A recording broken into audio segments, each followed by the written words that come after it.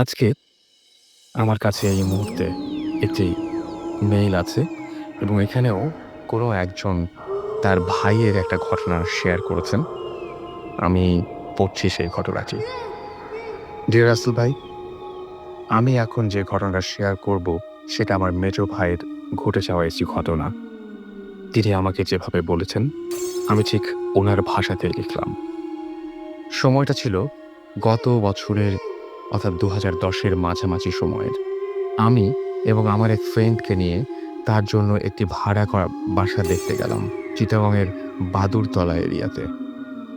এবং সেই তিনি রোড নাম্বার সবকিছু গোপন রেখেছেন। তারপরে তিনি বলেছেন এভাবে যে সে সময় আবহাওয়া প্রচণ্ড গরম ছিল। সম্ভবত দিনটি শুক্রবার ছিল। বাড়িটি ছিল ৫ তলা। ৪ তলার একটি ফ্ল্যাট ভাড়া নেবার জন্য আমরা দেখতে গেলাম। তখনও সন্ধ্যা হয়নি। আমি আমার ফ্রেন্ড ও বাড়ির কেয়ারটেকারকে নিয়ে ৪ তলার ফ্ল্যাটে প্রবেশ করলাম। চারিদিকে বিল্ডিং থাকার কারণে ফ্ল্যাটটি বেশ অন্ধকার। কেয়ারটেকার টর্চ লাইট দিয়ে দেখতে লাগলো। আমি একা একা বেডরুমের দরজা খুলতেই একটা শীতল ভাব অনুভব করলাম। ভাবলাম হয়তো এমনিতেই শীতল, এটা হতেই পারে। এরকম ভাবতেই একটু এগিয়ে যাবার সময় হঠাৎ অদৃশ্য কিছু একটার সঙ্গে আমি ধাক্কা খেলাম। ধাক্কাটা ঠিক হাঁটার সময় কোনো মানুষের অথবা গাছের সাথে ধাক্কা খেলে যেরকম হয় সেরকম। কিছুই বুঝতে পারলাম না কেন এমন হলো। আমি খুব ভয় পেলাম এবং তাদেরকে ডাকলাম ও টর্চ লাইট দিয়ে চারিদিকে দেখার পর খালি রুমের ভেতর কিছুই দেখতে পেলাম না। বন্ধুকে খুলে বললাম। তখন সে কেমন যেন পাত্তা দিল না। কিন্তু আমি নিশ্চিত ছিলাম এটা কোনো হ্যালুসিনেশন নয়। তখন কেমন যেন অস্বস্তি বোধ করতে লাগলাম। ফ্রেন্ড এবং কেয়ারটেকার যখন অন্য দিক দেখতে গেল, তখন আমি একটি বাথরুমে গেলাম। আমি যখন বেসিনের পানি ছাড়তে গেলাম, সম্ভবত তখনই আমার জীবনের সবচেয়ে ভয়ঙ্কর একটি ঘটনার সম্মুখীন হলাম। পানি ছাড়ার জন্য যখন আমার হাতটি পাইপের ওপর রাখলাম, তখন উপলব্ধি করলাম আমার হাতটি অন্য কারো হাতের ওপর লোমশ হাত, কিন্তু অদৃশ্য। সেও আমার ওপর, সেও আমার মতো পানি ছাড়ার জন্য ব্যস্ত। আমি বুঝতে পারছি আমার হাতটা আরেকটা হাতের ওপর, লোমগুলো টেরও পাচ্ছি। আমি খুব ভয় পেয়ে তাড়াতাড়ি বাথরুম থেকে বের হয়ে আসি। তখন বাইরে থেকে বেসিনে পানি ছাড়ার শব্দ পাই। বেসিনে পানি পড়লে যে শব্দ হয় ঠিক সেরকম।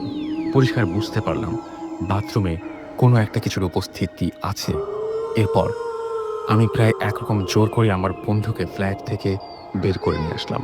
পরবর্তীতে আমার সমস্ত ঘটনা আমার বন্ধুকে বললাম। সেও বলল যে আমিও ওই ফ্ল্যাটের বিশেষ কিছুর অস্তিত্ব পেয়েছি, কিন্তু ভয় পাবি বলে আমি কিছুই বলিনি। কেয়ারটেকারের মুখে শুনলাম সেই ফ্ল্যাট রেডি হবার পর থেকেই নাকি প্রায় ভাড়াটিয়ারা বেশি চলে যায় এবং বেশি দিন থাকে না। আমার বন্ধুটি একটি মাদ্রাসার প্রিন্সিপাল, অত্যন্ত ধার্মিক এবং ধর্মীয় জ্ঞান সম্পন্ন। পরবর্তীতে এই ঘটনাটি আমি আমার চাচাকে বলি, যিনি তাবিজ দোয়া দিয়ে থাকেন। তিনি বললেন বাড়ি অনেকদিন খালি থাকলে নাকি এই ধরনের জিনের অস্তিত্ব থাকতে পারে। পরবর্তীতে কুরআন ও মিলাদ পড়ানো হলে আর কোনো সমস্যা নাই। ঘটনাটা বিশ্বাস করুন আর নাই করুন, কিন্তু সত্য। এর কোনো রিজন আমার জানা নেই। আমার সাথে যাই ঘটল তাই আমি আপনাদের জানালাম। এই ছিল ঘটনাটি। আমি প্রথমেই শুনবো আপনার নামটা একটু বলবেন প্লিজ? লিটু। লিটু। সো লিটু, আপনার জীবনের ঘটনা গুলো আমি জানতে চাই। প্রথমত আপনি যে ঘটনাটা ঘটেছিল আপনার সাথে, আমি সেটা দিয়ে শুরু করতে চাই।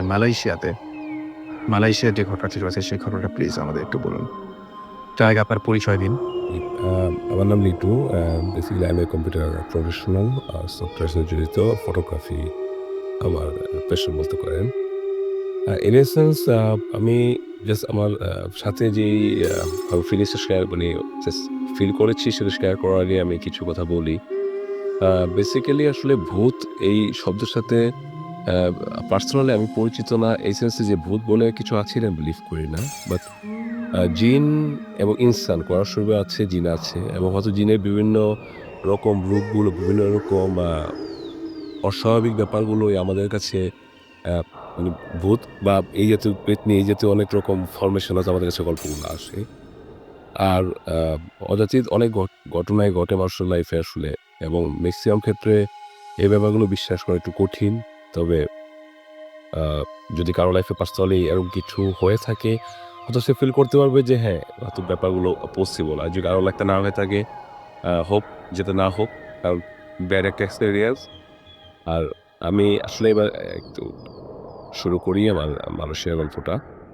আসলে তখন ২০০০ সাল আমি বাংলাদেশে তখন কম্পিউটার সায়েন্সের উপরে জাস্ট কিছু প্রাইভেট প্রতিষ্ঠান বিভিন্ন রকম ডিপ্লোমা কোর্স নিয়ে আসছে। অ্যাপটেক ছিল। বাট ওদের প্রাইজিং ছিল অনেক হাই। সেম প্রাইসে হয়তো বাইরে ইন্ডিয়ায় বা মালয়েশিয়া বা সিঙ্গাপুরে আ আপনি অনায়াসেই ডিপ্লোমাগুলো কমপ্লিট করতে পারতেন। তা আমার একটু কম্পিউটার উপরে পার্সোনালি আমার অনেক ফ্যাশনেট ছিল। ওয়েব ডিজাইনিং এর উপরে একটু কাজ করতে যাচ্ছিলাম। আমার বড় ভাই ছিলেন উনি মালয়েশিয়ার একটা ইনস্টিটিউটের লেকচারার ছিলেন। ওনার সাথে যখন ওভার মেইলে আমি যোগাযোগ করলাম। উনি বললেন, "হ্যাঁ, এখানে স্কোপ বেশ ভালো। সো তুমি যদি আসতে চাও আসতে পারো। তবে বেটার একা না আসে যদি তোমার মতো আরো ইন্টারেস্টেড ২ জন থাকে, কয়েকজন মিলে আসলে তোমাদের বোরিং লাগবে না।" আমি ব্যাপারটা আমার কয়েকজন বন্ধুর সাথে শেয়ার করলাম। ফাইনালি আমরা ৩ জনেই চিন্তা-ভাবনা করলাম যে আমরা তো ১ বছর একটা ডিপ্লোমা কোর্স করে আসি। তো ওখানে যাওয়ার আগে যেটা হয় নরমালি মানুষের কৌতূহল থাকে, নতুন জায়গায় যাচ্ছি, ওখানকার এনভায়রনমেন্ট গুলো কিরকম, লিভিং স্ট্যান্ডার্ড কত হাই, আমাদের এফোর্ট এর মধ্যে থাকবে কিনা, বা আমরা কি প্রবলেম ফেস করতে পারি, ওগুলো অ্যাডভান্সলি কিভাবে সলভ করতে পারি। তো ওসব আলোচনা করতে গিয়ে যেটা জানলাম আমরা যে ওখানে আসলে এমনিতে খাবার-দাবার সবকিছু খুবই নরমাল বাংলাদেশের মতোই। অ্যাকোমোডেশনটা একটু ডিফিকাল্ট এবং আগে থেকে অ্যাকোমোডেশনের ব্যবস্থা না করলে ওখানে গিয়ে হুট করে যেকোনো জায়গায় অ্যাকোমোডেট হওয়াটা একটু কঠিন। সো আমরা ওইটার ব্যাপারে একটু জোর দিলাম। বড় ভাইকে বললাম, যিনি ওখানে আছেন লেকচারার, যে ভাইয়া কাইন্ডলি আমরা বাসাকে পাঠিয়ে দিচ্ছি। আপনি আমাদের জন্য একটা ওখানে অ্যাপার্টমেন্ট বা ফ্ল্যাট ভাড়া নিয়ে নেন অ্যাডভান্স। উনি বলল, "সমস্যা নেই। আমি দেখতেছি ওখানে এরকম অনেক ইয়েই পাওয়া যায়।" সো আমরা অ্যাডভান্স পাঠিয়ে দিয়েছি। যথারীতি আমাদের আমাদের যখন জাস্ট ওরিয়েন্টেশন তার ৭ দিন আগেই আমরা ফ্লাই করলাম। তো একটা ব্যাপার ছিল, তখন আসলে মালয়েশিয়ায় ভিসা লাগতো না, পোর্ট এন্ট্রি ছিল। আপনি যদি স্পেসিফিকলি কোনো ওরকম কাজে না যান, পোর্ট এন্ট্রিতেও যাওয়া যেত, ভিসা নেওয়া লাগতো, ম্যান্ডেটরি ছিল না। তো আমরা আসলে পোর্ট এন্ট্রিতেই গিয়েছিলাম। তো পোর্ট এন্ট্রিতে গেলে যে জিনিসটা হয়, টুরিস্ট হিসেবে গেলে খুব অনায়াসেই এয়ারপোর্টে নামার সাথে ভিসা পাওয়া যায়। বাট যেহেতু আমরা স্টুডেন্ট হিসেবে গিয়েছিলাম, ওখানকার কলেজে একটা ক্লিয়ারেন্স বা আদার্স কিছু ফরমালিটিস ছিল। তো ওখানে এয়ারপোর্টে যাওয়ার পরে আমাদের কলেজ থেকে উনি বড় ভাইয়া প্লাস ওখানকার যে প্রতিনিধি ছিলেন, ওনারা এয়ারপোর্টে পৌঁছতে সমস্ত পেপারস ফরমালিটিস কমপ্লিট করতে এমনিতেই একটু ডিলে হয়ে গেছিল। আমরা এয়ারপোর্টে অলমোস্ট ৩ ঘন্টার মতো বাড়তি স্টে করেছিলাম। তারপর যখন এয়ারপোর্ট থেকে বেরোলাম, ভাইয়া বলল, "একটা তো প্রবলেম হয়ে গেছে। আসলে আগে আমি বলিনি আসার আগে তোমার নার্ভাস হয়ে যাবা। যার সাথে কথা বলেছিলাম, উনি তো বাসাটা প্রোভাইড করতেছে না। সো নতুন বাসার জন্য আমি খোঁজ লাগিয়েছি। ৫-৭ দিন লাগবে। এখন তোমরা এর মধ্যে কষ্ট করে আ কোথাও নিজেরা এরেঞ্জ করে রাখো, তো আমি রেফার দিয়ে দিচ্ছি। তোমাদের যেভাবে সুবিধা হয়।" তো ওখানে অনেক বাঙালি শ্রমিক বা লেবার আছে, অনেক বাঙালি লোকজন আছেন যারা অনেক জব-টব করেন এবং তারা অনেক বেশি হেল্পফুল। আসলে আমরা বাংলাদেশ থেকে বুঝি না, কিন্তু বাংলাদেশী যারা বাইরে থাকেন, তারা বাংলাদেশী কাউকে পেলে অনেক বেশি আবেগ আপ্লুত হয়ে যান এবং চেষ্টা করেন ওদের সাধ্যমতো সাপোর্ট দিতে। তো যেটা হয়েছে যে আমার সাথে যে আর ২ ফ্রেন্ড ছিল, তারা চিন্তা করলো যে ওদের পরিচিত রিলেটিভস আছে ওখানে, ওদের এখানে গিয়ে ৫-৭ দিন স্টে করবে। তো আমি ভাবলাম ৫-৭ দিনের মামলা, আপাতত খালি আবার ওই লোকজন খোঁজাখুঁজি ঝামেলাটাকে একটু কম দামি হোটেল পাই, যেহেতু যদি কিছুটা পাওয়া যায় ৫-৭ দিনের জন্য থেকে গেলাম। তো কেএল হার্ট নামে মালয়েশিয়ায় একটা ২৫-২৬ তলা ভবন আছে। একসময় খুব পশ একটা হোটেল ছিল, যা যুগপূর্ণ হোটেল ছিল। তখনও কেএল সেন্টার বা ওগুলো তৈরি হয়নি। তো কেয়ার সেন্টার এগুলো তৈরি হওয়ার পরে সব মানে মেইন সিরিজে চলে আসছে কেয়ার সেন্টার কেন্দ্রিক। ওইটা হয়ে গেছে ওল্ড ঢাকার মতো এবং ওখানে একটু নিডি ফ্যামিলি বা স্টুডেন্ট যারা খুব বেশি পরিমাণ পড়াশোনা কমপ্লিট করে না বা খুব হাই মানে এক্সপেন্স এফোর্ড করতে পারে না, ওরা আসলে ওই এলাকাটা চুজ করে, কারণ একটু তুলনামূলক ওখানে কষ্ট কম। তো ওইটা ছিল একসময় হোটেল। বাট যেটা হয়েছে, যেহেতু মেইন শহরটা শিফট হয়ে গেছে, তো হোটেলটা আর ওইভাবে আগের মতো হোটেল বিজনেস হচ্ছে না। তো হোটেল মালিকরা চিন্তা করলো কি অনেকে থাকে পার্মানেন্টলি, অনেক শ্রমিকরাও দেখা গেল ৫-৬ জন মিলে পার্মানেন্টলি একটা রুম নিয়ে থাকতেছে, অত ওখান থেকে কাজ করতেছে। তো ওনারা ওইটা মানে পাঁচমিশালি টাইপ একটা ইয়ে হয়ে গেছে। হোটেলে রুমও পাওয়া যায়, ইন্ডিভিজুয়াল চাইলে মান্থলি কন্ট্রাক্টে থাকা যায়। অনেক সময় অনেকে পার্মানেন্টলি ১ বছরের কন্ট্রাক্টে থাকে। ভ্যারাইটিস এরকম পিপল ওখানে থাকে। তো ওখানে মেক্সিমাম বাসিন্দা যারা ছিল সব ছিল হলো গিয়ে আফ্রিকান, ম্যাক্সিমাম ছিল আফ্রিকান নিগ্রো। তো ওখানে মানে অলমোস্ট ২৪ ঘন্টা গান বাজনা বা এই জাতীয় জিনিসপত্র চলতো। মালয়েশিয়ান কিছু লোকাল লোকজন ছিল। বাঙালি আমি কাউকে পাইনি ওখানে। তো ওখানে যাওয়ার পরে যখন ম্যানেজারের সাথে কথা বলি, ম্যানেজার বলতেছে, "আসলে আমরা তো ওইভাবে রুম ভাড়া দেই না। মাঝে, মাঝে ফ্রি হয়, খালি হয় তখন ভাড়া দেই। আর আমাদের ম্যাক্সিমাম কাস্টমাররা মোটামুটি ১ মাস ২ মাস ৩ মাসের জন্য ওইভাবে পার নাইট বুকিং দিয়ে নেয়। তো আপনি আসছেন এমন টাইমে, আসলে আমাদের এখানে তো খালি নেই এখন। সো আনফরচুনেটলি আমরা আপনাকে রুম প্রোভাইড করতে পারতেছি না।" তো আমি একটু টেনশনে পড়ে গেলাম। কারণ ওখানকার যেই কস্ট ছিল সেটাও তো আমার ব্যালেন্সের মধ্যে ছিল। বাট অন্যান্য যে হোটেলগুলো আছে ওগুলোর কস্ট অনেক হাই। সো আমার পক্ষে হয়তো ৫ দিন ওখানে ৫ দিন একটা হোটেলে স্টে করা আর আমার ১ মাসের রেন্ট পে করা অলমোস্ট সেম থিং। যেটা আমার জন্য একটু বার্ডেন হয়ে যাবে হয়তোবা। তো আমি ভাবলাম যে ঠিক আছে, দেখি ওখানে আশেপাশের লোকজন সাথে আলাপ করে বা এই জাতীয় সস্তা আর কিছু পাওয়া যায় কিনা বা একটু কম দামের মধ্যে। তখন ওই নিচে একটা ওয়াশরুম মল ছিল। ওখানে এক পাবলিকের সাথে মালয়েশিয়ান এক লোকের সাথে কথা বলতে গিয়ে উনি বলল যে, "একটা রুম আছে ভাই, আসলে ওইটা অনেকদিন ধরে ইউজ হচ্ছে না। তো উপরে এমনিতে খালি পড়ে আছে। না আপনি যদি থাকতে চান ওটা তো ম্যানেজ করে দিতে পারি। আ ডিসিশনটা আপনার।" আমি বললাম, "ডেফিনিটলি যদি রুম খালি থাকে আমি তো রুমই খুঁজতেছি, সো আমার কোনো প্রবলেম নেই।" বলল, "চলেন বেটার আপনি তাহলে রুমে চলেন, আগে আপনার রুমের কন্ডিশন দেখেন, তারপর আপনি ডিসিশন দিন আপনি থাকবেন কি থাকবেন না।"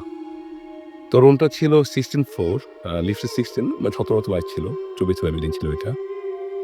তো রুমে যাওয়ার পরে নরমালি যেটা হয়, একটা অনেকদিন বদ্ধ বা আনইউজড কোনো রুমে ঢুকলে একটা স্মেল পাওয়া যায়। যে স্মেলটা আসলে ঠিক কমফোর্ট দেয় না বা ভালো লাগে না। তো রুমে ঢোকার সাথে, সাথে একটা অস্বস্তিকর পরিবেশ, একটা গুমোট ভাব, কেমন যেন একটা বিদ্যুতের গন্ধ, ঠিক একটু খারাপই লেগেছে। তারপর যেহেতু আমার হাতে কোনো অপশন ছিল না, প্লাস অনেকদিন পরিত্যক্ত রুম, সো এরকম স্মেল থাকতেই পারে। তো রুমে ঢুকে দেখলাম না, রুমের সাইজ বেশ ভালোই। যেই বেড আছে বেডটা অনেক খুব ভালো বেড। সোফা আছে, টিভি আছে, এভরিথিং।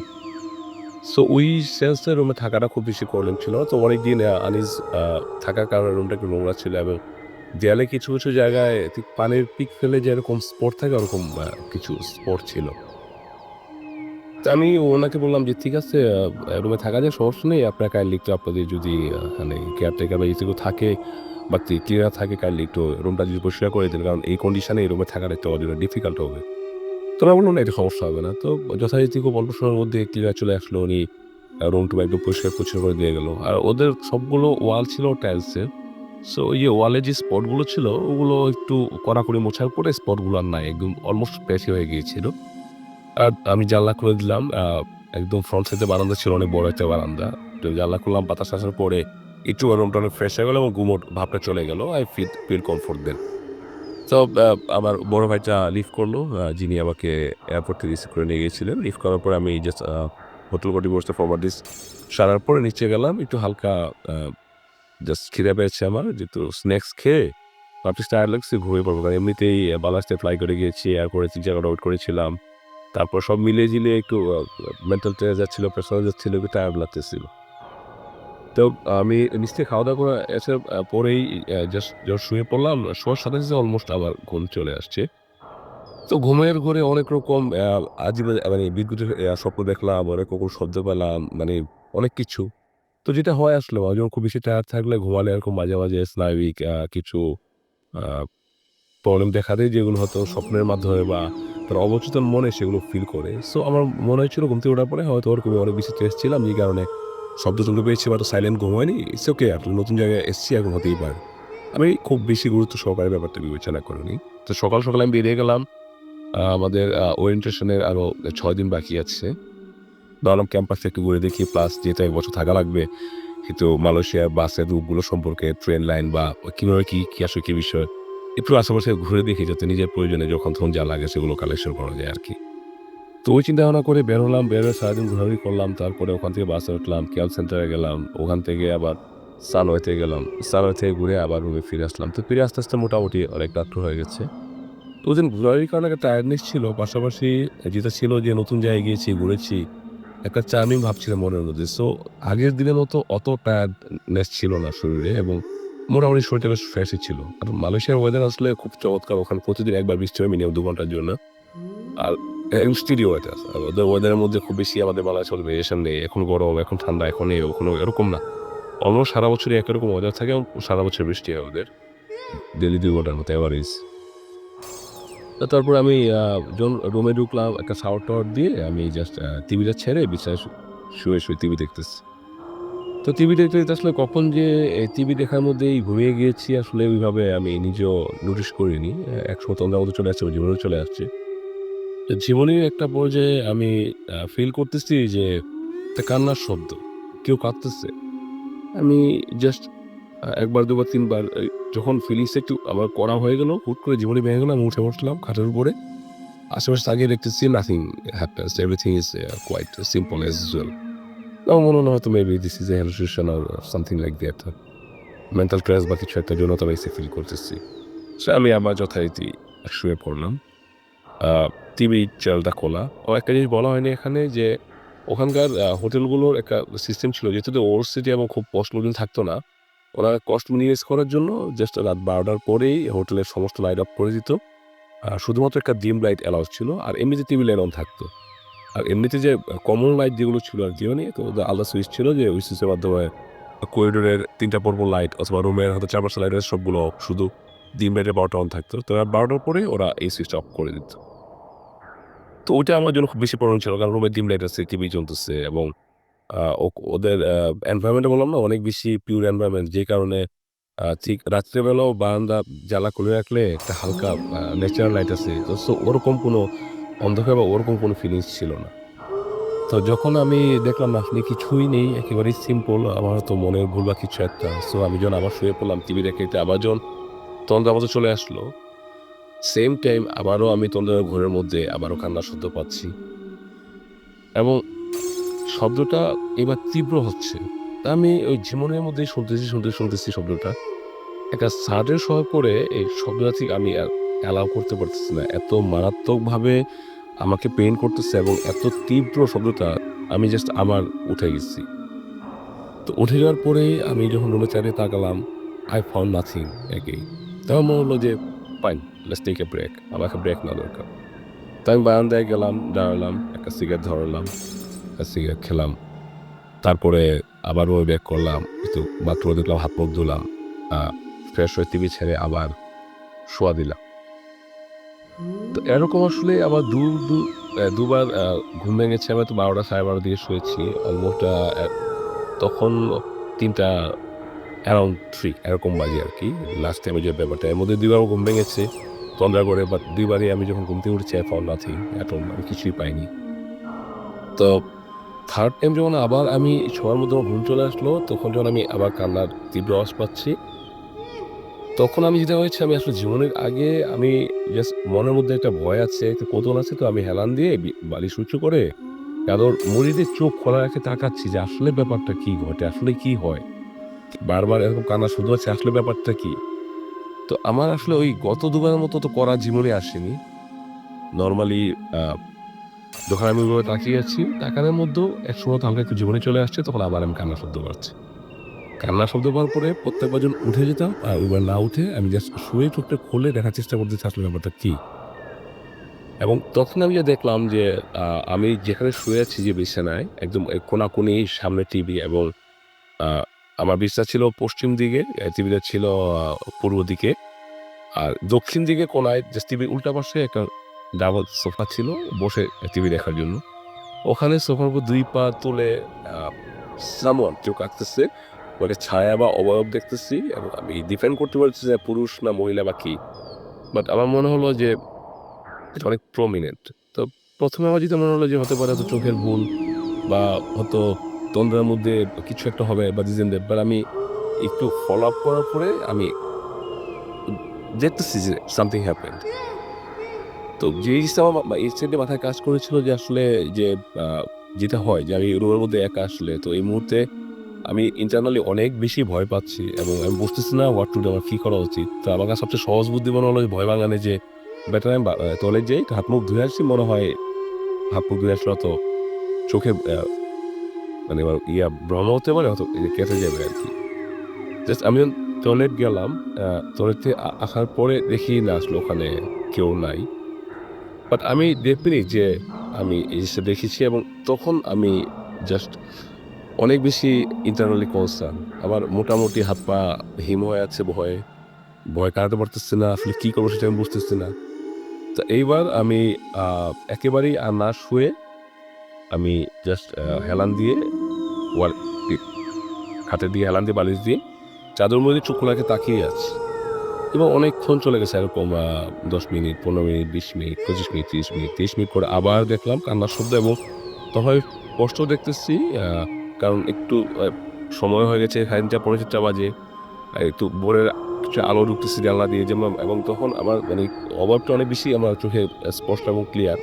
আমি দেখতেছি যে কার্লি হেয়ার কোঁকড়া চুলের এক মহিলা বা মেয়ে এইজ কত কাউন্ট করা একটু ডিফিকাল্ট ২ পা তুলে সে কাঁদতেছে এখানে কাঁদতেছে এবং তার কোনো এক্সপ্রেশন নেই সে শুধু কাঁদতেছেই এবং পাশাপাশি আমি তখন অবজার্ভ করে দেখলাম যে ওয়ালের আমি যেদিন পছন্দ করেছিলাম ওয়ালে যখন দেখেছিলাম যে পানির পিকের মতো কিছু কালার কালার লাল লাল ছোপ ছোপ এবং তখন দেখতেছি ওয়ালে এরকম ধামধাম কিছু ছোপ ছোপ মতো দাগ করতেছে।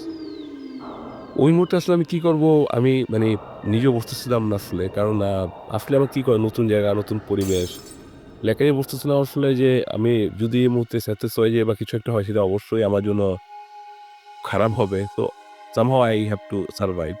সবচেয়ে বেস্ট ওয়ে আমার এটাই মনে হলো যে আমি হেলান দিয়ে বসে থাকি। এট লিস্ট যেটা হয় আপনি যখন ভয় পাবেন দেখবেন আমার পিছনে যে ওয়াল থাকে, আপনি যে পুরো ফ্রন্টটা কাভার করতে পারেন তখন আপনার ভয়টা একটু কম লাগবে। কারণ মানুষ অলওয়েজ ভয় পায় তার ব্যাক সাইড দিয়ে। মানে একটা সাইকোলজিক্যালি জিনিসটা কাজ করে আরকি। তো আমার মনে হলো আমার পিছন সাথে কাভার করা আছে, আমি সামনে দেখতেছি যদি কিছু একটা খারাপ ঘটেও আমি সেটা দেখতে পারবো। সো বেটার আমি জাস্ট স্টপ থাকি। তো ওইটা ভাবতে, ভাবতেই কি মনে করেন যেন হুট করে আমার বালিশের পাশে সিগারেট প্যাকেট ছিল। সিগারেট প্যাকেটে সিগারেট দেওয়ার সাথে সাথেই আ অবসর চলে গেল। আমি সারারাত ঘুমাতে পারিনি। একটু পরে উঠলাম। উঠে বারান্দায় গিয়ে বসছি এবং ভোর একদম যখন সকাল হলো, সকাল পর্যন্ত বারান্দায় বসা আমি। তো বারান্দায় বসে থাকার পরে আমি সকাল হওয়ার পরে আমি রুমে ঢুকলাম। ঢোকার পরে আমি নিচে আসলাম। নিচে এসে আমি যে লোক আমাকে রুমটা দিয়েছিল হোটেলের একজন কর্মচারী উনি আবার ওয়াশরুমে চাকরি করে। উনাকে ব্যাপারটা বললাম যে, "this is the problem what happens?" তো উনি বললেন, "এরকম তো হওয়ার কথা না বা" একটু উনি এড়ায় দিল। তখন আমি ম্যানেজারের কাছে স্ট্রেইট গিয়ে বললাম ম্যানেজারকে যে, "এই ব্যাপার আমি এই সমস্যায় পড়ছি, প্রবলেমটা কি?" তো ম্যানেজার বলল, "আপনাকে রুম দিছে কে?" তো আমি বললাম, "কেন আপনাদের হোটেলের লোক?" বলল, "আপনাকে তো কালকে বলতে রাত্রেবেলা রুম খালি নাই। তা আপনি পাহারা দিন।" তারপর উনি রুম দিলে আপনি রুম নিলেন কে? আসলে এই রুমটা একটা এক্সটেন্ড করছিল ৩ মাস আগে এখানে ছেলে একটা মেয়ে থাকতো ফরেনার স্টুডেন্ট ছিল। তো একটা এসএলসি মেয়েটা মারা যায়। তারপর পুলিশ কেস হয়েছিল। রুমটা এক মাস এমনিতে বন্ধ ছিল। তারপর যেটা হয়েছে আমরা যখন রুমটা আবার নতুন করে ওপেন করে চালু করি, যখনই কোনো বর্ডার বা কোনো আমাদের কাস্টমার রুমটা থেকেছে, তারা কোনোরকম কমপ্লেইন দিয়েছে আমাদেরকে এই জাতীয়। তারপর আমরা আসলে আমাদের হোটেলের গুডউইল এর জন্য হোক বা এই বদর্শনা এড়ানো কমানোর জন্য হোক, আমরা ওই রুমটা ইউজ করা বন্ধ করে দিয়েছি। ওই রুমটা আমরা কাউকে ভাড়া দেই না। সো আপনাকে তো তখন বলেছিলাম যে আপনি এই রুমে উঠেন না। তো আপনি রুম নাই। তা আপনি কেন শুধু, শুধু এই রুমে গেলেন আরকি। তো যেটা হয়েছে আসলে আমার যেটা মানে পার্সোনাল এক্সপেরিয়েন্স এটা গেছে তো বলা যায় আসলে এই ব্যাপারগুলো আমরা গল্পের বইয়ে পড়ি বা উপন্যাসে পড়ি। হয়তো আরো সিনেমা দেখতে ভাল লাগে। রিয়াল লাইফে আসলে এই ব্যাপারগুলো বিশ্বাস করা সো ডিফিকাল্ট। কখনোই ঘটে না এরকম কখনো ঘটেও না। সো আসলে ওই এক্সপেরিয়েন্সটা শেয়ার করেছি। বাট আসলে এর পিছনে যদি কেউ ব্যাখ্যা চায়, ব্যাখ্যা দেওয়াটা আমার জন্য সো ডিফিকাল্ট বিকজ হয়তো আমার লাইফে এই এক্সপেরিয়েন্স না হলে হয়তো আপনি নিজেও হয়তো বিশ্বাস করতে পারেন না। রাইট। আসলে ব্যাপারটা হয় যে আমি সবসময় দেখেছি যে এক্সপেরিয়েন্স গুলো যেভাবে হয়, একটু আগে কথা হচ্ছিল এই সমস্ত বিষয় নিয়ে যে যখন আমরা কোনো কিছু এক্সপেরিয়েন্স করি, সবচেয়ে বেশি ভয় পাওয়ার কারণটা হচ্ছে যে আমরা আনএক্সপেক্টেড কিছু এক্সপেরিয়েন্স করে ফেলি। মানে যেটা আমাদের এক্সপেকটেশন এর মধ্যেই নেই। মানে আমরা কোনোদিন ভাবিও না। হয়তো ভয় পাবো কোনগুলো জিনিস নিয়ে মোটামুটি জানি, সেগুলোও না। মানে একদম যে ব্যাপারটা নিয়ে কখনো কোনোদিন ভাবিনি, সেরকম ব্যাপারই ঘটে। এনিওয়ে সোপান লিখেছেন যে, "আমি স্টুডিওতে আসতে পারব না কজ সামনে এক্সাম এবং আমি ক্যান্টনমেন্টে থাকি। সো তার একটু প্রবলেম।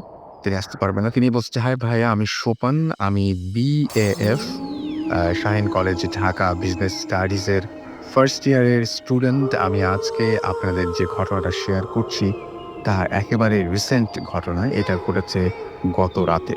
মানে যেদিন তিনি ইমেইলটি করেছেন। এবং ইমেইলটি আমি যতদূর জানি যে ইমেইলটি তিনি করেছেন লাস্ট সানডেতে, অর্থাৎ ঠিক ৭ দিন আগে। তিনি লিখেছেন যে, "আমার ভাইয়া বাংলাদেশী একটা প্রাইভেট এয়ারলাইন্সের কেবিন ক্রু। তাদের এখন হজ ফ্লাইট চলছে। হজ ফ্লাইটের কারণে তাদের প্রত্যেকদিন ৩টা ৪টা ফ্লাইট যা ফ্লাইট থাকে যা জেদ্দা যায় এবং হাজিদের নিয়ে যায় তারা। এবং আসার সময় একেবারেই খালি আসে। তখন তারা ক্রুরা ছাড়া আর কেউ থাকে না। লাস্টে তাদের হজ ফ্লাইট ছিল একটা বোয়িং এবং সেটা ছিল 275 অর্থাৎ ২৭৫ টি সিটের। যার সবকটা সিটই প্যাসেঞ্জার ছিল। বাট আসার সময় তারা ৬ জন কেবিন ক্রু আর ২ জন পাইলট সহ টোটাল ৮ জন ছাড়া আর কেউ ছিল না। যেহেতু অনেক বড় বিমান, প্যাসেঞ্জার একজনও ছিল না। তারা ৬ জন কেবিন ক্রু ঘুমাচ্ছিল এবং প্লেনের একেবারে সামনের দিকে ছিল তারা। প্লেন কিছু দূর পরপর হালকা লাইট অন করা হচ্ছিল যাতে জাস্ট প্লেনের মাঝের রোটা দেখা যায়। এবং আপনারা যারা প্লেনে আসা যাওয়া করেছেন তারা হয়তো জানেন যে প্লেনের প্রত্যেকটা সিটের সাথে একটা বেল দেয়া থাকে যেটাতে প্যাসেঞ্জারদের কোনো প্রবলেম হলে ক্রুদের ওই বেল প্রেস করে ডাকতে পারে। গত রাতে হঠাৎ রাত ৩টার দিকে একটু পর বেল বেজে উঠল। তারপর একেবারে ২-৩ বার বাজার পর একসাথে অনেকক্ষণ বাজতে লাগলো। অলমোস্ট 10 থেকে 12 অর্থাৎ ১০ থেকে ১২ বার বাজলো। ভাইয়ারা ৬ জন ক্রুই প্লেনের একেবারে সামনে ঘুমিয়েছিল। যেহেতু কোনো প্যাসেঞ্জার নেই, তাদের কোনো কাজও নেই। কিন্তু তখন তারা সবাই বেলের আওয়াজ শুনে উঠে গেল এবং ভাইয়াদের একজন সিনিয়র ক্রু ভাইয়াকে বলল, "দেখো তো একেবারে লাস্ট রোতে কে বেল দিচ্ছে?" বেল বাজলে তারা বুঝতে পারে কোন সিট থেকে প্রেস করা হচ্ছে। সুতরাং ভাইয়া সাথে, সাথে গেল দেখার জন্য। প্লেনের মিডলে আসতেই ভাইয়ার মাথায় আসলো, আমরা তো হজ ফ্লাইটের রিটার্ন ফ্লাইটে। এই ফ্লাইটে তো আমরা ছাড়া আর কেউ নেই। তাহলে কে মানে ডাকছে বেল দিয়ে? এবং যেহেতু প্লেনে কেউই নেই, তখন ভাইয়ার একটু ভয় লাগলো। তারপর আবার চলে আসলো সামনে। সামনে তখন বাকি ৫ জন আবার ঘুমিয়ে পড়ছিল।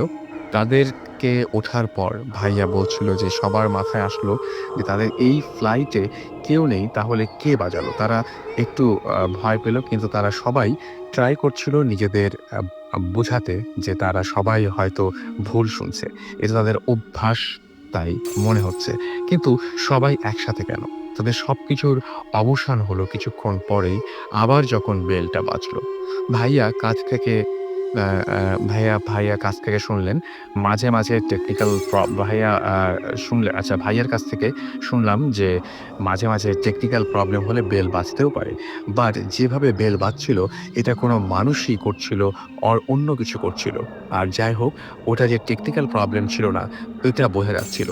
তারা প্ল্যান করলো ওই যে তারা পেছনে যাবে এবং কি হচ্ছে দেখার দরকার নেই। আচ্ছা পেছনে যাবে না এবং কি হচ্ছে দেখার দরকার নেই। প্লেন ল্যান্ড করলে গ্রাউন্ড ক্রুদের ইনফর্ম করবে। কিন্তু এরকম আবার হলো এবং আবার হলো। 3rd টাইমে তারা পাইলটদের ইনফর্ম করলো।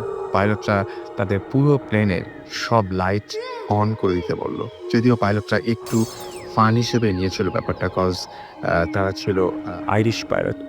অর্থাৎ ফরেনার্স। সো তাদের কাছে ব্যাপারটা প্যারানরমাল মনে হয়েছিল না। তারা সবগুলো লাইট জ্বালিয়ে দিতে বলেছিল এবং লাইট জ্বালিয়ে দেওয়ার পরে তারপরে আর কোনো সমস্যা হয়নি এবং বাকিটা সময় তারা ঠিক মতোই দেশে পৌঁছাতে পেরেছিল এবং তারা ল্যান্ড করতে পেরেছিল একদম নিরাপদেই। সো এই ছিল ঘটনা এবং ঘটনাটা কতটুকু অস্বাভাবিক আমি জানি না। খুব প্যারানরমাল ব্যাপার কিনা আমি জানি না। ভৌতিক তো অবশ্যই না। কিন্তু মাঝে, মাঝে এরকম খুব ছোটখাটো জিনিস আমি যে জন্য ঘটনাটা পড়লাম যে খুব ছোটখাটো জিনিস আমাদের চোখ এড়িয়ে যায়। আমরা ঠিক খেয়াল করি না।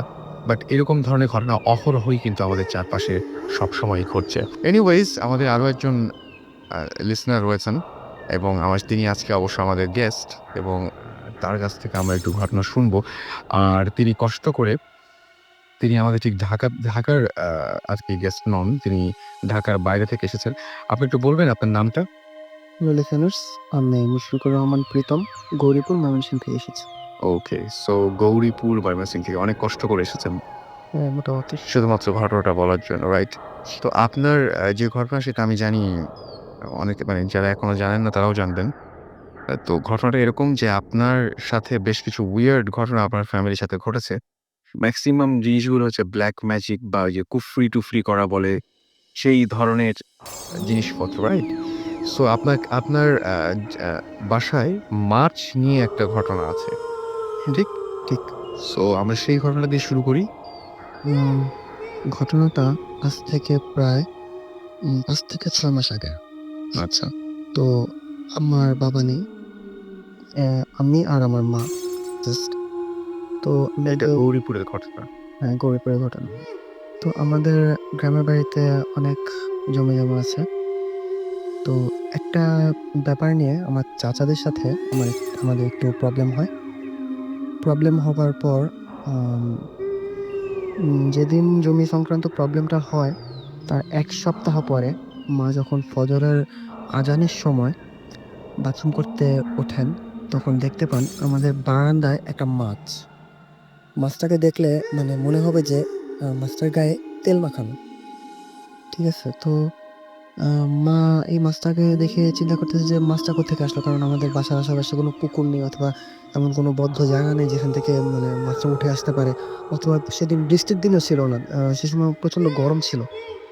তো মা চিন্তা করতেছে আচ্ছা কোনো ছোট ছেলে-মেয়ে হয়তোবা দুষ্টামি করে এটা রেখে গেছে। তো মা সেটাকে ততটা পাত্তা না দিয়ে বাথরুম-টাথরুম করে এসে আবার শুয়ে পড়ছে।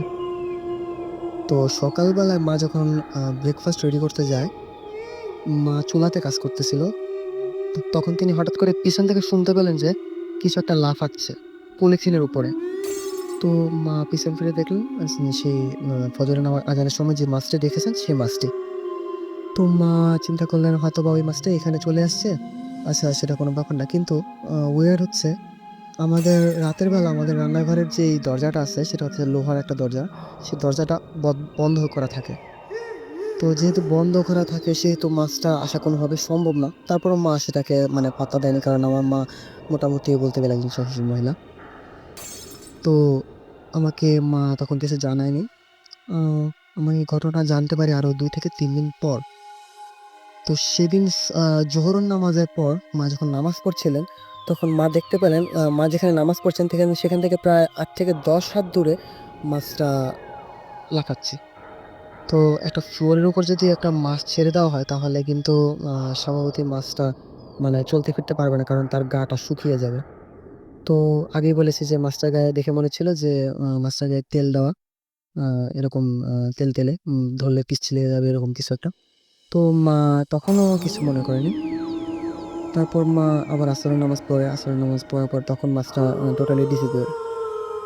মা দেখতে পায় না। কিন্তু মাগরিবের নামাজ পড়ে মা যখন খাটে উঠে আ তসবিহ পড়তেছিল, তখন মা হঠাৎ করে টের পেলেন যে মার ঠিক নিচে খাটের নিচে মার সোজাসুজি মাছটা বসে আছে। তো মা চিন্তা করলেন যে হয়তোবা ফ্রিজে অথবা টি টেবিলের নিচে চলে গিয়েছিল, এটা আবার বের হয়ে আসছে। তো মা তখনও কিছু আ ওয়েড কিছু চিন্তা করে নাই।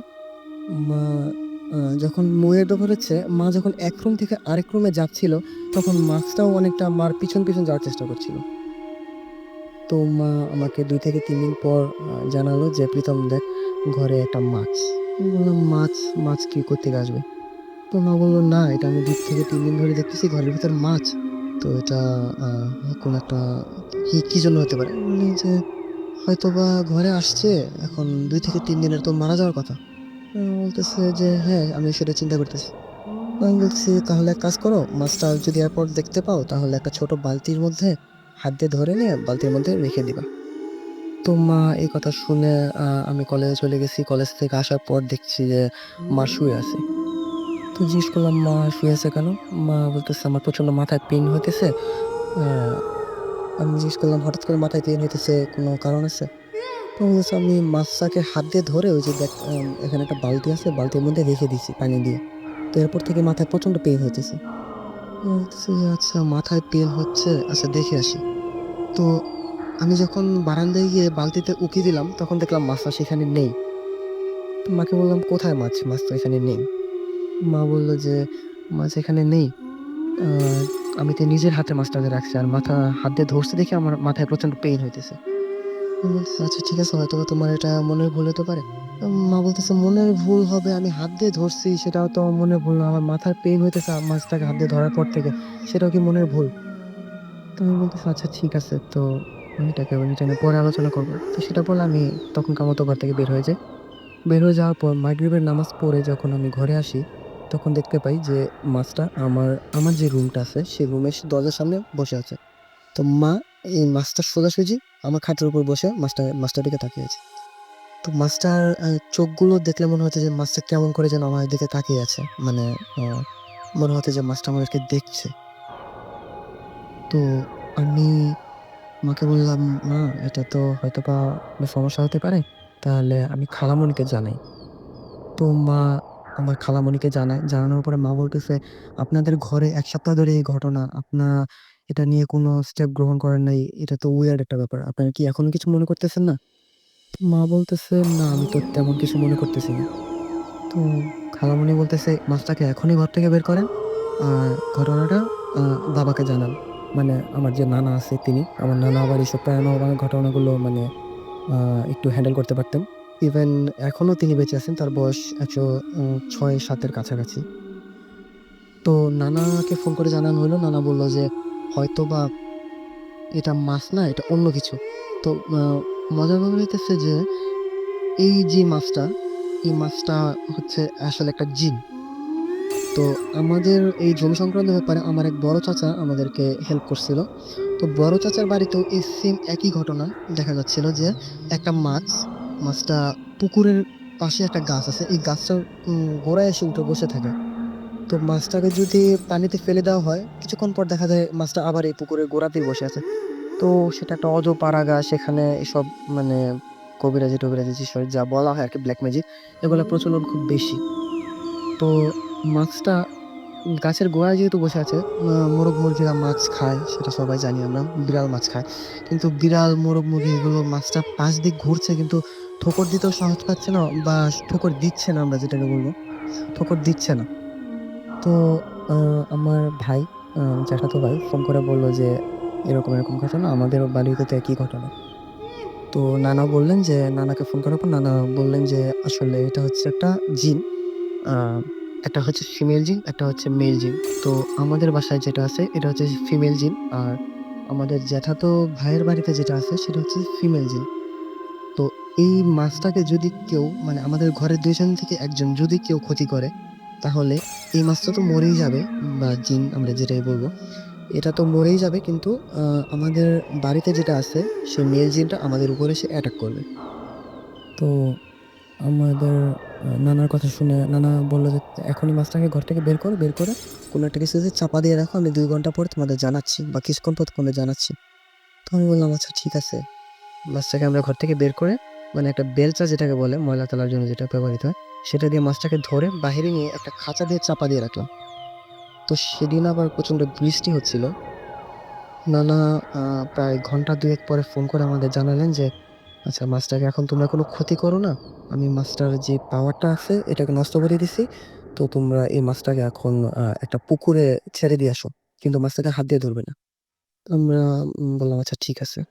তো মাছটাকে আমরা একটা পলিথিনের ভিতর বলতে আমি একটা পলিথিনের ভিতর ভরে আমাদের বাসা থেকে কিছুটা দূরে একটা পুকুরে ফেলে দিয়ে আসলাম। তো এই মাছটাকে পুকুরে ফেলে দেওয়ার পর থেকে আমাদের জ্যাঠাতো ভাইয়ের বাড়িতে যে মাছটা ছিল, সেই মাছটাও আর দেখা যায়নি। তো নানা পরে বলল যে এটা একটা জিন। জিনটাকে মাছের রূপ ধরে পাঠানো হয়েছে। এই জিনটা এই মাছটার যেই ক্ষতি করবে তারই যেকোনো একটা ক্ষতি হবে। তো এটা হচ্ছে এক ধরনের ব্লাক ম্যাজিক আমরা যেটাকে বলব। তো এই ছিল আমার ঘটনা। ওকে। সো ঘটনাটা আমি বুঝতে পেরেছি এবং সবচাইতে বড় কথা সেটা হচ্ছে যে আপনারা পরে এই যে এখন কোনো সমস্যা হচ্ছে আর? এখন কোনো সমস্যা হয়নি। কিন্তু নানা আমাদের আরেকটা জিনিস জানিয়ে রেখেছিল যে, আ মাছ দিয়ে তো আমাদের কোনো ক্ষতি করতে পারেনি। তো অ্যাট্রাকটিভ কোনো একটা কিছু দিয়ে ক্ষতি করবে। লাইক একটা এখন তো মাছের রূপ ধরে পাঠানো হইছে, পরে হয়তোবা পাখির রূপ ধরে পাঠানো হবে। কারণ একটা সুন্দর পাখি যদি আমরা দেখি ঘরের ভিতরে, তাহলে এটা নিশ্চয়ই আমাদের ধরতে ইচ্ছা হবে বা এরকম কিছু। তো সো সাবধানে থাকতে হবে আপনাদের। হ্যাঁ, অনেক। এটা অবশ্যই। পরে আমাদের ঘরটার তাবিজ দিয়ে বেঁধে দেওয়ার একটা ইয়ে হইছে। এরপর থেকে আর কোনো প্রবলেম হয়নি। ওকে, thank you so much.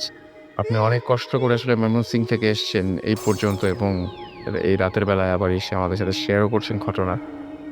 Thank you. আসলে আপনাকে ধন্যবাদ জানানোর ভাষা নেই। আসলে তার কারণ হচ্ছে আমরা আসলে ভূতের মুখে খুব লাইক করি। কারণ আমাদের এখানে ১ মাস পর্যন্ত আ ভূতের মানে রেডিও ফুটের টাওয়ার ছিল না। নেটওয়ার্ক পাইতাম না। কিন্তু ভূত এফএম যেদিন হতো শনিবার দিন fusionbd.com থেকে আমরা ডাউনলোড দিয়ে একসাথে ফ্রেন্ডরা একসাথে হয়ে শুনতাম। আমি রাসেল, চলছে ভূত এফএম, শুনছেন সবসময় রেডিও পূর্তির। কথা ছিল রাতুলের সঙ্গে। রাতুল, কোথাকার ঘটনা এটা? ঘটনাটা হচ্ছে সৌদি আরবে। সৌদি আরবে। আর একটু জোরে কথা বলতে হবে, আর একটু মাঝে দেখে। দুলাভাই থাকতেন সৌদি আরবে। তো ওখানে কাজ শেষ হতে দেখা হতো প্রায় অনেক রাত হয়ে যেত। শিফট শেষ হতে হতে। তো তাদের বাসায় আসার একটাই রুট ছিল। সে বাসায় ফিরতেন, তার এক বন্ধু ছিল যেখানে পাঠান এসেছিলেন। তো প্রত্যেকদিন একই রাস্তা দিয়ে আসতেন, কিন্তু কোনোদিন কোনো সমস্যা হয় নাই। তো এক রাতে তারা ফেরার টাইমে দেখলেন যে রাস্তার পাশে আহ, কিছু মুরগি আর তার বাচ্চা নিয়ে হাঁটাহাঁটি করতেছে। ব্যাপারটা হলো যেটা, মুরগিগুলা পুরা ইলুমিনেটেড ছিল, জল করতেছিল, অন্ধকারে স্পষ্ট দেখা যাচ্ছিল। তো তারা তেমন পাত্তা দেয়নি, যেহেতু প্রত্যেকদিন ওই রুট দিয়ে আসা যাওয়া করে। তো কিছুক্ষণ পর তারা খেয়াল করলেন যে মুরগিগুলা তাদের পিছু পিছু আসতেছে। আচ্ছা। তো এটা কিছুক্ষণ খেয়াল করার পরে তার যে পাঠান যিনি ছিলেন, উনি আমার দুলাভাইকে বললেন যে তুমি আগে যাও, আমি দেখতেছি কি করা যায়। তো তখন দুলাভাই জিজ্ঞেস করলেন যে কি হয়েছে আমাকে বলো, দেখি কি এটা। তো তখন বললো যে পিছে যেগুলা আসতেছে এগুলা তুমি যা ভাবতেছো তা না। তো বললো তোমার কাছে কি আগুন আছে? তো এটা বলার পর তোমার কাছে সিগারেট ছিল, তিনি সিগারেট ধরলেন। সিগারেট ধরানোর পরে তারা যত তাড়াতাড়ি সম্ভব ওই রোড থেকে বেরোর চেষ্টা করলেন। তো যখন তারা হাইওয়েতে এসে পড়লো, এটা নিয়ার একটা রোড ছিল। হাইওয়েতে আসার পর লোকালের লোকজন, ওদিকে অনেক গাড়ি ঘোড়া। ওখানে আসার কিছুক্ষণ পরে দেখলাম যে পেছন থেকে আরবি ভাষায় মানে কি যেন একটা বললো তারা, যেটা বাংলা ভাষায় করলে মোটামুটি মানে বেঁচে গেলি বা এই টাইপ কিছু একটা হয়। ওকে, শেষ। জি, আমরা চলে যাব আবারও আমাদের প্রথম যিনি ঘটনা বলেছিলেন তার কাছে, এবং তার আরেকটা ঘটনা রয়েছে, এবং সেই ঘটনাটা আমরা শুনতে চাই। এই ঘটনাটা কোথায় ঘটেছিল? বাবার ব্যাপারটা জি। এটা বেসিক্যালি ঘটনা ঘটেছিল পাকিস্তানে। তখন আমার নিজেরই জন্ম হয়নি। তো ঘটনা একটু প্রেক্ষাপট না বললে আসলে ঘটনা সম্পর্কে আইডিয়া করাটা একটু কঠিন হবে। আমাদের দেশের বাড়ি কুমিল্লা। তো আমার দাদা ছিলেন একটু আল্লাহর লোক, নামাজ টামাজ পড়তেন। তো আমার চাচা যারা ছিল সবাইকে উনি মাদ্রাস লাইনে পড়িয়েছেন। ওনার একটা বদ্ধমূল ধারণা ছিল যে ছেলেপেলেরা স্কুলে পড়লে বা ইংলিশ মিডিয়ামে পড়লে নামাজ টামাজ ভুলে যাবে। তো এটার জন্য ওনাকে ড্রাইভার পড়াতে হবে। তো আমার বাবার যে ব্যাপার ছিল যে উনি ছোটখান থেকে অনেক বেশি পরিমাণ পড়াশোনার উপরে অ্যাগ্রেসিভ ছিলেন। সো উনি ওর দাদাকে অনেক রিকোয়েস্ট করলেন যে, "না, আমাকে ইংলিশ মিডিয়ামে পড়ান, আমি পড়াশোনা করতে চাই।" তো দাদা তখন বলল, "ঠিক আছে, আমি তোমাকে পড়াইতে পারি একটা শর্তে, তুমি যদি কখনো নামাজ কাজা না করো, আমাকে কথা দাও, তাহলে আমি তোমাকে ইংলিশ মিডিয়ামে পড়াবো।" তো যথারীতি আমার বাবা আমার দাদার কে কথা দিয়েছেন।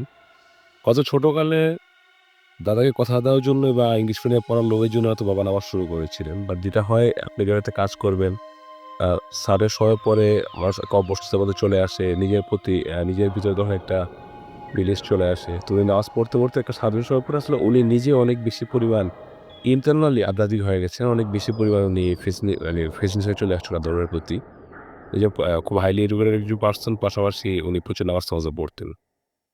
তো তখন আমার বাবা ছিলেন ঢাকা ইউনিভার্সিটির স্টুডেন্ট। আ ওখান থেকে পাস-টাস করার পরে এ জব নিয়ে যখন ওরা ১ম পড়ছিল পাকিস্তানে, তখন বাংলাদেশ-পাকিস্তান ডিভাইডেশন হয়নি, একসাথে ছিল। তা পাকিস্তানে আমার বাবা থাকতেন ইসলামাবাদে। ইসলামাবাদ একটা কোয়ার্টার ছিল। কোয়ার্টারটার নাম ছিল লাল কোয়ার্টার। সবগুলো বিল্ডিং ছিল লাল রঙের ইটের আরকি। ওখানে যাওয়ার কিছুদিন পরেই আমার বাবা আমার মাকে নিয়ে গেলেন। তো আমার বাবা যেটা করতেন, সারাদিন অফিস করতেন। বললাম যেটা যে উনি ধর্মের ব্যাপারে ওনার মধ্যে একটা বাড়তি চলে আসছিল, আগ্রহ বা ফ্যাসিনেশন। তো ওনার নিজের ইচ্ছা হলো যে উনি আসলে হযরত মুহাম্মদ ইসলামকে উনি স্বপ্নে দেখতে চান, এবং তখন উনি দেখলেন যে একটা হাদিসে আছে এবং অনেক বইয়ে কিতাবে আছে যে যদি ৪১ দিন কেউ কন্টিনিউয়াস স্পেসিফিক কিছু আমল করে এসর নামাজ থেকে ফজর নামাজ পর্যন্ত, তাহলে ৪১ দিন রাতে ফজর নামাজের পরে স্বপ্নে হযরত মুহাম্মদ ইসলামকে দেখা সম্ভব। তো সেই চেষ্টায় আমার বাবা আমল শুরু করলেন। তো আমার বাবা যেহেতু জব করতেন, সারাদিন অফিস করা লাগতো। অফিস থেকে ফিরে খাওয়া-দাওয়া করে এসে নামাজের পরে আমলে বসতেন। আবার ফজর নামাজের পরে আবার অফিসে আলাদা। তো সব মিলিয়ে মানুষ যেহেতু আসলে একটা সার্টেন সময়ের পরে ফিজিক্যাল টেস্ট নেওয়াটা খুব ডিফিকাল্ট ছিল। যদিও আমার বাবা ছোটবেলা থেকে অনেক বেশি স্ট্রাগল করেছিলেন এবং উনি অনেক বেশি পরিমাণ শক্তপোক্ত ছিলেন। উনি অনেক বেশি পরিমাণ স্ট্রাগল করতে পারতেন ফিজিক্যালি। তো যেটা হয়েছে যে 39 ডেজ এমনিতেই পার হয়ে গেছে, কোনো সমস্যা হয়নি। তো 40 ডেজ নাইটে আমার বাবা যখন এশার নামাজের পরে যখন আমলে বসলেন, তখন আমল করতে, করতে একটা সময়ে কোনো কারণে হয়তো ওনার চোখে তন্দ্রা লেগেছিল। উনি ঘুমে চলে গিয়েছিলেন এবং আচমকা ওনার যখন ঘুম ভাঙে তখন উনি দেখলেন যে ওনার শরীরের উপরে, বুকের উপরে একদম লোমশ শরীরের ঠিক ডানদিকে একটা মানুষ বা অনেক বড় আকৃতির বন মানুষের মতো কেউ চেপে ধরে আছে। ওনার গলা চিপে ধরতেছে, ওনার বুকে বসে আছে, ওনার দম বন্ধ হয়ে যাচ্ছে। উনি অনেক জোরে চিৎকার করার চেষ্টা করলেন। মানে ওনার মুখ দিয়ে শব্দ বেরোচ্ছিল না। বাট অনেক দস্তাবেজ অনেক চিৎকারের পরে উনি অবশেষে মানে একটা শব্দ বের করতে পারলেন এবং শব্দটা এত জোরে ছিল যে আশেপাশের ফ্ল্যাট থেকে অনেকে তখন দৌড়ে চলে আসছে কি জানার জন্য। আমার মা ছিলেন পাশের রুমে। মা দৌড়ে চলে গেছেন ওই রুমে। তো সবাই আসার পরে দেখলো যে আমার বাবা অজ্ঞান হয়ে পড়ে আছেন এবং ওনার বুকের উপরে কিছু রক্তের ছোপ চিহ্ন। ওই বিড়াল বা কিছু একটা আঁচড় মারলে যেরকম ছিলে যায় না? সেরকম কিছু আঁচড়ের চিহ্ন এবং ওখান থেকে হালকা বেরিয়ে হচ্ছে। এখন স্বভাবতই আমার মা জিজ্ঞাসা করলো, "কি হইছে?" তারপরে আরো অনেকে জিজ্ঞাসা করলো, "কি হইছে?" তো আমার বাবা ভাবলো যে হুট করে যদি ঘটনাটা বলে তো অনেকে হয়তো ওরা ভয় পেয়ে যাবে। উনি বলল, "না কিছু নেই আসলে।" উনি ওই মুহূর্তে কথা এড়ায় দিছে না? একটা বিড়াল চলে গেছে আমার ইয়ার প্রতি। মানে কিছু বলে ওই মুহূর্তে উনি এড়ায় দিছে কথাটা। কারণ অনেক লোকই ছিল উনি চায়নি যে আসলে কোনো রকম কোন পরিস্থিতি তৈরি হয়েছে তো লোকজন ভয় পেয়ে যায়, ব্যথিত হয়ে যায়। আর সবাই যখন চলে গেল, আমার মা যখন আবার বক্তব্য বসিয়ে দিল তখনও ব্লিডিং হচ্ছে, ওখানে আবার রিলিজ করে দিল। তো ইসলামাবাদ কোয়ার্টারে এক ভদ্রলোক ছিলেন, পাকিস্তানি ভদ্রলোক, অনেক সিনিয়র, অনেক পরেশগার নামাজি লোক। এবং আমার বাবা যেহেতু মসজিদে গিয়ে পড়তেন এবং ওনার সাথে আমার বাবার একটা পার্সোনাল সখ্যতা ছিল। উনি আমার বাবাকে পছন্দ করতেন এজ এ পার্সন। তো আমার বাবা সবাই যাওয়ার পর ওনার সাথে পুরো ব্যাপারটা শেয়ার করলেন যে আসলে এই ঘটনা আমি তো তখন সবার সামনে বলিনি, সবাই তো ভয় পাবে। আসলে ব্যাপারটা কি? আপনি যদি আমাকে একটু জানাইতেন। আপনি এই এলাকায় আসছেন, অনেক সিনিয়র লোক, অনেক শিক্ষিত লোক। তো একটা কথা বলি, আসলে আমার বাবার ছোটবেলায় যে একটা ঘটনা আছে যিনি সম্মুখীন হয়, যে কারণে নতুন করে এসে দেখে ওনার অবিশ্বাস হয়নি। বাট এই এনভায়রনমেন্টে পাকিস্তানি পরিবেশে হয়তো যে অবস্থা ওনার কাছে আনএক্সপেক্টেড ছিল, উনি ব্যাখ্যা খুঁজে পাচ্ছিল না দেখে হয়তো মুরব্বিকে জিজ্ঞাসা করেছিলেন যে ব্যাপারটা কি? তো মুরব্বি বলল যে আসলে ওই মুরব্বি তখন আমার বাবাকে যেয়ে বলল যে এই কোয়ার্টারে এরকম আনইউজুয়াল অনেক ঘটনাই মাঝে, মাঝে ঘটে। তো এখানে একটা খন্নাস জিন, খন্নাস বলতে আসলে একটু খারাপ টাইপ জিন আছে, যেটা মানুষের ভালো চায় না বা ভালো কিছু হলে সেখানে বাধা দেয়। হয়তো আপনি একটা ভালো ইবাদত করতেছিলেন, হয়তো এই ইবাদত ওর সহ্য হয়নি, উনি সুযোগ পাচ্ছিল না। যেহেতু আপনি ইবাদত একটা পর্যায়ে তন্দ্রা চলে আসছিল, আপনার অজু হয়ে গেছে, হয়তো উনি স্কোপ পেয়েছে আপনার উপর আক্রমণ করা। তো আপনি একটু সাবধানে বা কেয়ারফুল থাকেন। তারপর আব্বা যতদিন পাকিস্তানে ছিল, আব্বা কখনো আর ওই আমলটা করার চেষ্টা করেনি এবং উনি সবসময় একটু কেয়ারফুল থাকার চেষ্টা করেছিল। এই ঘটনাটা পাকিস্তান পিরিয়ডে আব্বার কোনোমতে ঘটেনি আসলে। এটা হলো গিয়ে মেইন ঘটনা। আর মজার ব্যাপার হলো গিয়ে এখন পর্যন্ত আমার তো এখন অনেক মোটামুটি 35। আমার বাবার সেই 35 ইয়ার্স আগের ঘটনার যেই দাগগুলো বা 40 ইয়ার্স আগের যেই বুকে দাগগুলো ছিল, আমার বাবার বুকে এই দাগগুলো এখনো রয়েছে। সে দাগগুলো এখনো যায় এখনো যায়নি। আমরা নিজেরা এখন বাবা খুলে দেখায় আমাদের সে দাগগুলো। Okay. So it is interesting. হ্যাঁ, এটা খুব অদ্ভুত ব্যাপার যে এতদিন পর্যন্ত সেই দাগগুলো রয়েছে এবং সেটা সেই রাতের দাগ। জি। এবং সাধারণত মানুষের আঁচড়ের দাগগুলো এতদিন পর্যন্ত থাকার কথা না। এবং সেগুলো কি ডিপ ছিল নাকি এমনি হালকা? দাগগুলো তখনও ডিপ ছিল। এখন যেটা হইছে যে হালকা হয়ে গেছে। অপারেশনের পরে যে যেমন ৫-৭ বছর পরে দাগ থাকে না ওরকম দেন বোঝা যাচ্ছে আঁচড়ের দাগ মানে হালকা বাট অনেক প্রমিনেন্ট দেখা যায় হ্যাঁ। অনেক alright। ওরকম ডিপ না জাস্ট এখন হালকাই প্রমিনেন্ট দেখা যায় আরকি। আমাদের সঙ্গে আরো একজন এই মুহূর্তে আছেন আ এবং আপনার নামটা একটু বলবেন? Hello, listeners, this is Jiko. ইকো। গত সপ্তাহে ছিলাম। ওকে। সো আপনি সেদিন কমপ্লিট করতে পারেননি। আমরা পরে হচ্ছে ভৌত ইস্কের ঘটনায় চলে গিয়েছিলাম। সো আপনার কাছে মানে সেদিন যে বাদ পড়েছিল তার মধ্যে সবচাইতে বেশি এক্সাইটিং মনে হয় যে ঘটনাটা সেটা বলেন। আচ্ছা, সবচাইতে বেশি এক্সাইটিং বলতে গেলে আমার বাবার সাথে একটা ঘটনা ঘটেছিল যেটা অনেক আগের ঘটনা। যখন আমার বাবা তো আমি এই ঘটনাটা শেয়ার করতে ওকে। ওকে। তো এটা মেবি 60s 50s আর 60s এর ঘটনা হবে। আমার বাবা তখন ক্লাস 7 এ।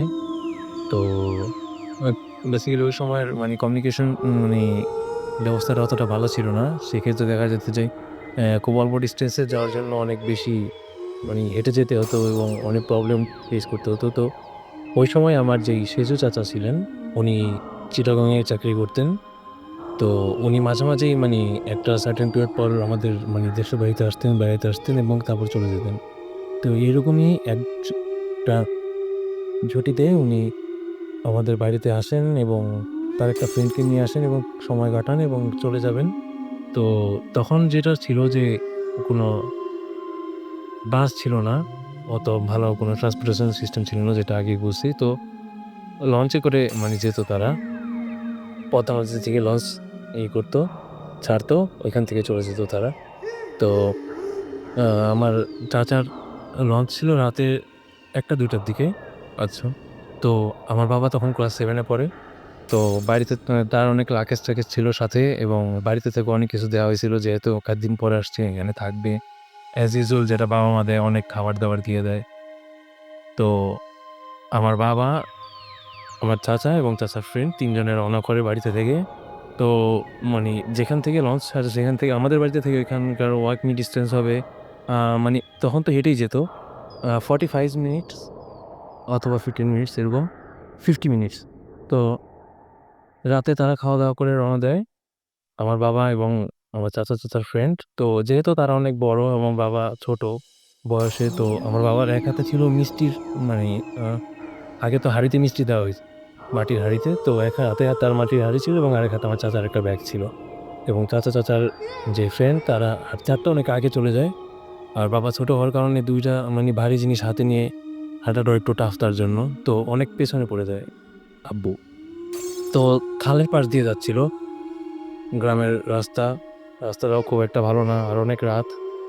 তো যাচ্ছে তো মানে আমার চাচা আর চাচার ফ্রেন্ড অনেক দূরে চলে গেছে। দেখা যাচ্ছে বাট অনেক দূরে।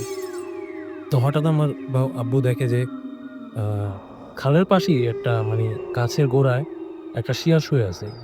তো একটা বাচ্চা মানুষ একটা শিয়াল দেখছে আর শিয়াল দেখাটাও মানে ওই সময় বাচ্চাদের কাছে অনেক মনে হয়েছে যে আমি একটা শিয়াল দেখছি, হ্যাঁ, কিছু একটা করব। তো আব্বু করলো কি, আব্বুর ডান হাত থেকে আমার চাচার যে ব্যাকেজটা ছিল সেটা নিচে রেখে তো সে একটা মাটির ঢিল ছুঁড়ে মারলো শিয়ালটার দিকে এবং সেটা শিয়ালের গায়ে লেগে যায়।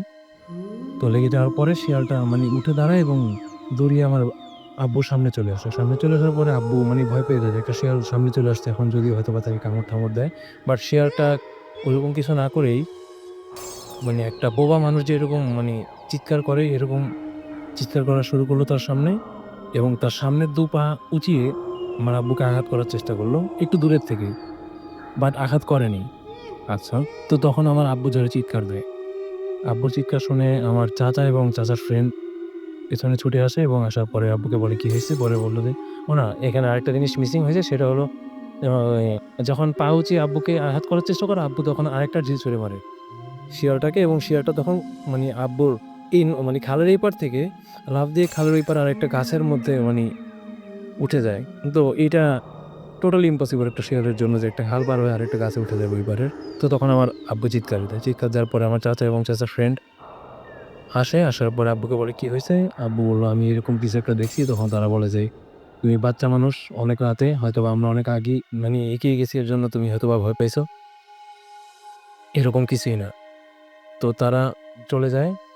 আ আ লঞ্চে উঠিয়ে দেওয়ার পরে আমার চাচা বলে যে, "তুমি যেহেতু ভয় পাইছো, এখন রাত প্রায় ২:৩০-৩টা বাজে। তো তোমার এখনই রওনা দেওয়ার দরকার নাই। তুমি ঘন্টাখানিক পরে যখন আজান দিবে, তখন তুমি চলে যেও। কারণ তখন অনেক মুসল্লিরা যায় ওদিকে। তুমি তাদের সাথে চলে যেও।" তো তাদের কথা শুনে আব্বু ওখানে থেকে যায় এবং সকালের দিকে রওনা দেয় আরকি ৪টা ৪:৩০টার পরে ওই সময় তো আজান দেয়। তো ওই সময় ব্যাক করে। তো নরমালি আমি আগেই বলছি যে 45 মিনিটসের ডিসট্যান্স হবে। তো আব্বুর সকালে স্কুল ছিল ৮টার দিকে, গ্রামের স্কুল। তো আব্বুর মানে যখন বাজারে আসে তখন বাজে ৯টা, ৯টা ৯:৩০। তো আব্বুর টিচার বলে যে, "তুমি কই গেছিলা? তুমি আজকে স্কুলে আসোনি?" তো তখন আব্বু বলে, "আমি তো ওখান থেকে হাইটে আসছি।" তো সে বললো তো এতক্ষণ সময় তো লাগার কথা না, ভিতরে ক্লাস চলতেছে, কিসে যাও। তো আব্বুর মানে তখন আব্বুর টিচার আব্বুর গায়ে হাত দিয়ে দেখে যে আব্বুর একটু জ্বর ভাব। তো তখন বলে, আচ্ছা তুমি বাড়িতে চলে যাও, অসুবিধা নেই। তো আব্বু বাড়িতে চলে আসো, বাড়িতে চলে আসার পরে বাসায় কিছু বলেনি আর, যেহেতু ওখানে আব্বুর বড় ভাই ছিল সে জানে, আর তারা বলছে এরকম কিছুই না। তো আব্বুর ভয়টা অনেকটা কেটে গেছে। তো তারপরে মানে দু একদিন যাওয়ার পরে রাতে আব্বু যখন আমাদের মানে গেস্ট রুম থাকে না, মানে আগের দিনে তো গেস্ট রুম বলতে কি, গেস্টদের জন্য একটা ঘর ছিল যেটা আমাদের মেইন বাড়ি থেকে একটু দূরে হয়, তো গ্রামে যেটা হয় আর কি। তো ওইখানে আব্বুর পড়ার ঘর ছিল, ওইখানে আব্বু পড়তো। আর মেইন যেই বাড়ি ছিল এখানে সবাই থাকতো। তো প্রতিদিনকার মতোই সন্ধ্যায় নাস্তা টাস্তা করার পর সবাই একসাথে আব্বু ওই ঘরে চলে গেছে পড়ার জন্য। আব্বুর গায়ে তখনও হালকা হালকা জ্বর, একদম পুরোপুরি সুস্থ হয়নি। হ্যাঁ, পড়তে আব্বু হঠাৎ মানে দেখলো যে আব্বুর মানে মানে ঘরের যে টিনের দেয়াল মানে বেড়া, ওইখানে মানে সাউন্ড হচ্ছে, মানে কেউ নখ দিয়ে আঁচড় দিলে যেরকম সাউন্ড হয়, আচ্ছা। তো এরকম সাউন্ড হচ্ছে। তো আস্তে আস্তে সাউন্ডটা অনেক বাড়তেছে, মানে চারিদিক থেকে হচ্ছে, আগে একদিক থেকে দুই দিক থেকে হতে চারদিক থেকে হচ্ছে। এবং তখন আব্বু রিয়েলাইজ করতে পারলো যে আসলে চারিদিকে শিয়াল, এবং শিয়াল ডাকছি। আচ্ছা, তো আব্বুর তখন আগের কথাটা মনে পড়ে গেলো যে আমি একটা শিয়ালকে এরকম ঘির মারছিলাম, এখন আমার চারিপাশে শিয়াল, তো ব্যাপারটা কিরকম। তখন আমার আব্বু চিৎকার দিয়ে ঘর থেকে বের হয়ে যায় এবং দৌড়ে এসে আমাদের মেইন যেই ঘর সেটার সামনে এসে অজ্ঞান হয়ে যায়। আচ্ছা, অজ্ঞান হয়ে যাওয়ার পরে আমার দাদা, আমার দাদু এরা সবাই মিলে তাকে ধরে বাড়িতে ওঠায়। ওঠানোর পরে অনেক সময় মানে প্রায় পরের দিন সকালে আব্বুর মানে জ্ঞান ফেরে। জ্ঞান ফেরার পরে তার অনেক জ্বর থাকে এবং অবস্থাটা আস্তে আস্তে এমন হয়ে যায় যে আব্বুকে আর বাঁচানো সম্ভব হবে না, এরকম অবস্থা। মানে একদমই মানে আব্বু অনেক আগে থেকে অনেক স্বাস্থ্য সুস্থ ভালো ছিল, আব্বু একদম শুকিয়ে যায়, শরীরের কোনো ব্যালেন্স থাকে না একদম। মানে মানে আমরা দেখি একদম মানে কিছু লোক আছে না, একদম হাড্ডির সাথে চামড়া লেগে গেছে, এরকম অবস্থা হয়ে যায়। তো আমার দাদা দাদু এরা সবাই হাল ছেড়ে দিছে, হয়তো বা ছেলেকে আর বাঁচানো যাবে না। তো পরে আমাদের ওইখানকার আশেপাশের যারা হুজুর টুজুর ছিল তারা বলে যে এটা নর্মাল হয়তো বা কোনো শিয়াল ছিল না, যা কেউ আঘাত করছে, হয়তো বা এটা অন্য কিছু হইতে পারে। তো তারা আগের কি চিকিৎসা ছিল হুজুররা যারা করতো, এবং আস্তে আস্তে তাই বলে যে তোমার এই বাড়িটা চেঞ্জ করে ফেলো, মানে ওকে অন্য কোথাও পাঠিয়ে দাও। তো তখন আমার দাদা আমার আব্বুকে আমার ফুপুর বাড়িতে পাঠিয়ে দেয়, এবং সেখানে প্রায় আব্বু 6 মাস ছিল, এবং আফটার 6 মান্থ আব্বু মানে আলটিমেটলি সার্ভাইভ করতে পারে। ওকে।